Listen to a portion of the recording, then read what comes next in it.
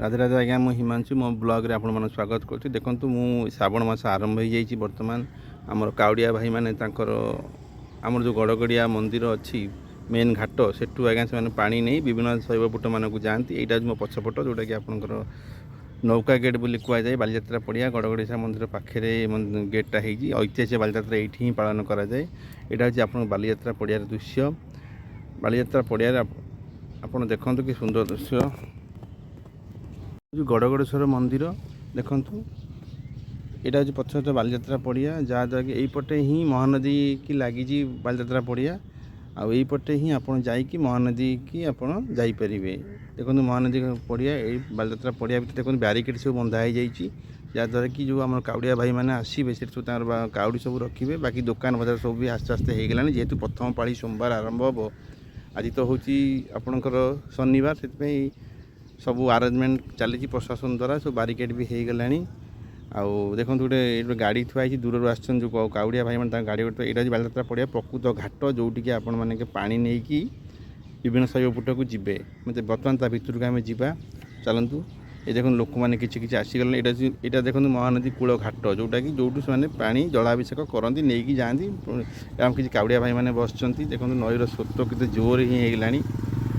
बर्तमान तो all Odisha all India चारिआडे आज्ञा आप देखते बन्या विपद बढ़ी चली।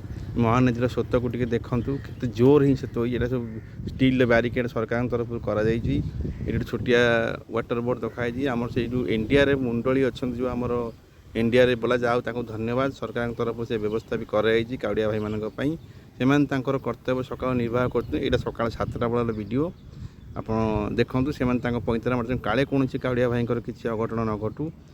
आउ सरकार तरफ स्टील बैरिकेड कराई जमी आम गंगार कराई हरिद्वार कराई से भाई यहाँ बर्तमान देखो कि सकाल टाइम तो किसी काउडिया भाई मैंने कम लोग आसद्वारा कि आसी ना भाई काउडिया भाई 4 जन से पूजा अर्चना योजना कर भाई मोर जड़े आम फुल कि भगवान जो जिनस सब नहीं आसले पाखक किणाकिणी कर पूजा अर्चना कर बाहर। तो प्रथम कथा हूँ बन्या विपद एत बढ़ी जाइए यही घाटा बहुत भिड़ हुए आज्ञा जहाँद्वारा कि लक्ष लक्ष लोक यू ही पा उठे विभिन्न शैवपुट को जाती। तो महानदीर स्रोत एत जोर अच्छी एतर प्रशासन तार बहुत बड़ व्यवस्था सबुआड़े बन्या हो जाए जहाँद्वारा कि काले कौन विघटन घटी जापे।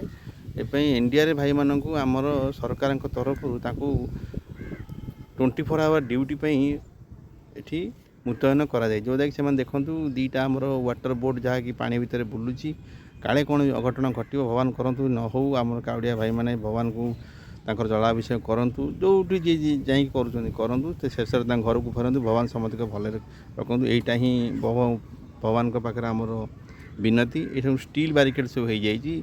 सरकार कहते आप स्टील भितर ही गाधातु बैरिकेड भितर कारण बाहर को जातु नहीं। तो भगवान को केते कौन घटो जेहेतु शिव जोर से बहुत असुविधा आपड़ से ठीक ठाक आपन भी जदि महानदी के आसुँच कि आप परिवार किए जदि आसुँच जलाभिषेक आप दयाकोर अनुरोध करूँ से जो एनडीआरएफ कैंप लगी सरकार सजग अच्छा।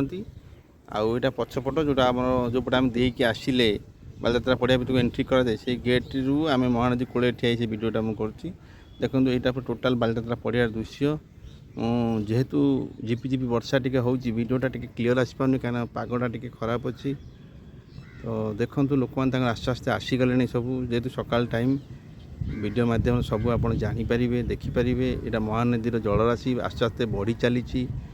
आई सब घटना भितर आम देखो जो वाटर बोट्रे किसी जवान मैंने पैंतरा मारुंट यही सब नजारा आप देखूँ। बालीजात्रा पड़िया को थे आसतु आप जो जगार भी वीडियो देखुं थे बालीजात्रा पड़िया को आसतु महानदीर अनुभव करूँ। बर्तमान ब्राह्मणी बैतरणी बुढ़ाबड़ंग सबू नदी आज्ञा फुलबार लगे जेहेतु बन्या जल प्रभावित होती कौन बर्तमान तो आसाम भी बन्या से आपड़ ओडिशा भी आपणकर विपद संकेत उपर पानी बहुची। प्रशासन तरफ भी सचेतन करा जो महानदी महानदी तो सब बड़ नदी ओडिशार गंगा बोली कहुए। आप देखूँ से केते जोर प्रभावित होची बन्या पानी देखूँ केते कौन घटो तो कहीहबनी से आम सजग हवा दरकार आम निजक सचेतन करा दरकार।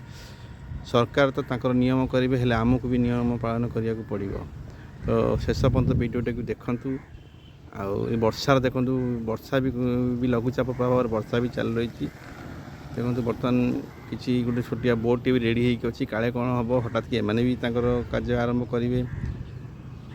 ପାଣିର ସ୍ରୋତ କେତେ ଜୋର ଅଛି ଦେଖନ୍ତୁ ଆଜ୍ଞା, ବହୁତ ଜୋର ସ୍ରୋତ ଅଛି। ଦେଖି ଚାହିଁ ଯିବେ ଆଉ ଦେଖି ଚାହିଁ ସ୍ନାନ କରନ୍ତୁ। ନଈକୂଳୀୟ ଲୋକମାନେ ଦେଖି ଚାହିଁ ଟିକେ ସ୍ନାନ କରନ୍ତୁ, କାହିଁକିନା ଗୋଡ଼ ଭଗବାନ ନ ଖସୁ, କାହାର ଅଘଟଣ ନ ହେଉ। ମହାପ୍ରଭୁ ଶ୍ରାବଣ ମାସ ସମସ୍ତଙ୍କୁ ଭଲରେ ରଖିଥାନ୍ତୁ।